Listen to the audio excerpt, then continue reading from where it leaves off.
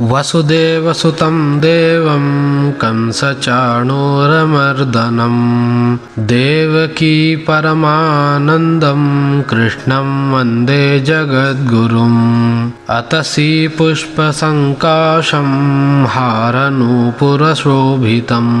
रत्नकङ्कणकेयूरं कृष्णं वन्दे जगद्गुरुम्। कुटिलालकसंयुक्तं पूर्णचन्द्रनिभाननं विलसत्कुण्डलधरं कृष्णं वन्दे जगद्गुरुम्। मन्दारगन्धसंयुक्तं चारुहासं चतुर्भुजं बर्हिपिच्छावचूर्णाङ्गं कृष्णं वन्दे जगद्गुरुम्। उत्फुल्लपद्मपत्राक्षं नीलजीमूतसन्निभं